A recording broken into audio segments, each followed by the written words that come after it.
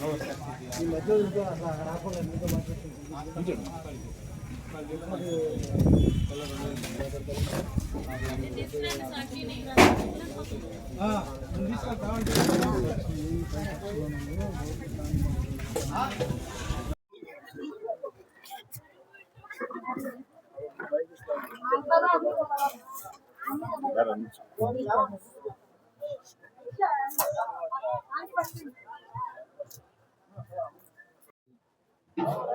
పేరు రేపాకుల రాఘవ ప్రసాద్. మా అన్నగారైన రేపాకుల సుబ్బారావు గారు. ఆ రోజుల్లో పూర్వం మాకిక్కడ ఎటువంటి పరిస్థితులు మేము గేదెలు మేకలు అన్నీ పెంచుకుంటూ మా యొక్క జీవనం సాగిస్తూ మాకు కోఆపరేటివ్ సొసైటీ ఉండేది. దానికి మా అన్నగారు మా కుటుంబానికి పెద్దోడు. అటువంటి ఆయన తన యొక్క జీవనం సాగిస్తూ మా నాన్నగారు తోడుగా చేస్తూ ఏంటి మమ్మల్ని కూడా ఏంటి బిడ్డల్లాగా ఆయన చూసుకుంటూ వచ్చారు.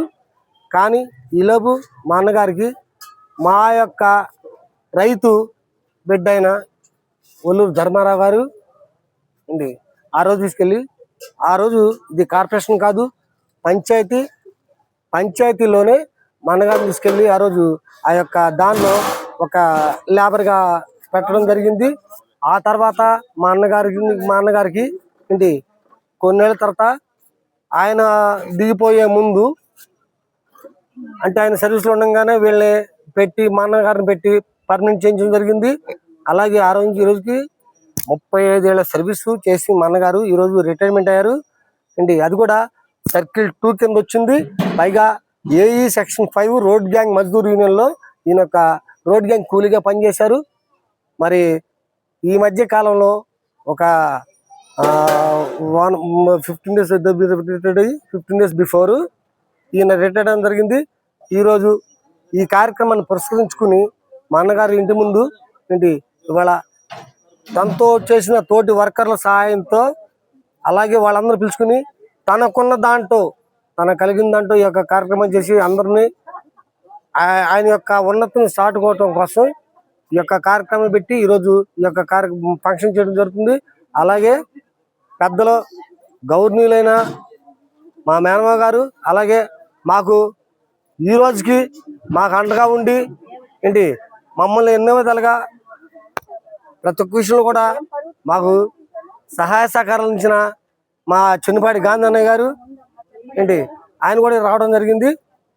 ఏంటి ఈ కార్యక్రమాన్ని ఇంత దిగ్విజయంగా అందరూ పాల్గొని ఒక తోటి వర్కర్ కోసం ఇంతమంది వర్కర్ అనేది చాలా గొప్ప విషయం. దీన్ని మేము చాలా ఆనందకరమైన విషయం, మాకు మేము సంతోష తగ్గ విషయం. అలాగే ఇంతకాలం ఆరోగ్యంతో ఎన్ని ఒడిదులు తెలుతున్నా ఆ రోజు జీతాలు ఇవ్వడం చాలా కష్టమైన పరిస్థితుల్లో కూడా ఆ యొక్క వృత్తిని వదిలిపెట్టకుండా అంటే ఒక రోడ్ గ్యాంగ్ మజ్దూర్ అంటే ఎర్ర టెండలో ఏంటి ఆ రోడ్లు గుంటలు పోడ్చడం కానివ్వండి, లేకపోతే కలవర్ట్ మీద బిళ్ళలేయటం కానివ్వండి.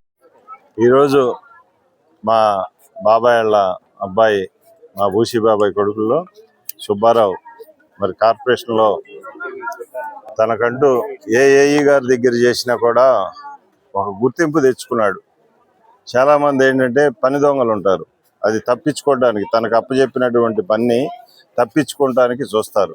కానీ మా వాడు అలా కాదు, ఏదైతే ఒళ్ళు ఉంచి పనిచేసి వాళ్ళ మెప్పు పొంది ఏఈలతో ఇంకా వాళ్ళు చేసిన కొద్దీ చేస్తున్నారని చెప్పి ఇంకా పని చెబుతున్నారని చెప్పి ఒకసారి కూడా మా కార్పొరేషన్లోనే కదా ఆ ఏఈ గారికి కూడా నాతో ఫోన్ చేయించుకుని అతను టైమింగ్స్ వరకు చేయించుకోండి మీరు, అంతేగాని మిగతా టైమింగ్స్లో అతను వదిలేయండి, అతని ఇంటికాడ బాధ్యతలు ఉన్నాయి కనుక అతన్ని మీరు వచ్చి రుద్దుతున్నారని చెప్పి మేము రోజు రుద్దేస్తే పని చేస్తున్నాడని అది పద్ధతి కాదని కూడా నేను ఆ ఏఈ గారికి ఫోన్ చేసి చెప్పడం జరిగింది.